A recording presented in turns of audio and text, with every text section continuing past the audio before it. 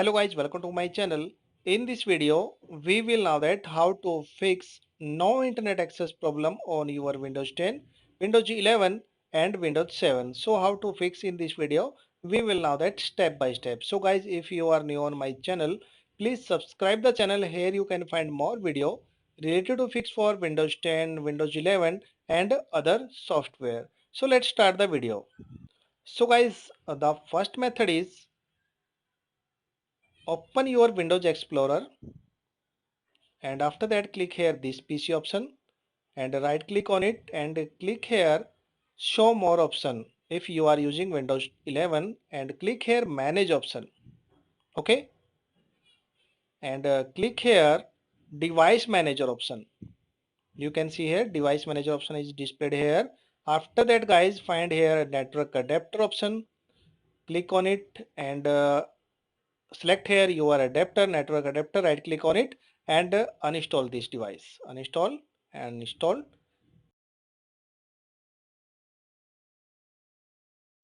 So after that guys, click here action menu and click here scan for hardware changes option. Okay, if this option is not displayed here, hardware changes, restart your Windows. Okay, restart your Windows. So you can see here network adapter get reinstalled here. Okay, scan for hardware changes. So close this window and close this window. After that guys, you can see here same problem occur here. So right click on task bar and task manager launch. After that click here run new task option. Okay, and type here ncpa.cpl, ncpa.cpl. Okay, check this checkbox and click here OK button. After that guys, select your network adapter, right click on it and click here this option status and click here properties and click here protocol IPv4 properties and check here no IP is displayed here. Check if IP you assigned here, select automatically option. Okay, select these two options and click here OK, close and close. After that guys, click here start button, run, select run option and type here cmd and click here OK button. After that guys, type here under command ipconfig and press enter from keyboard.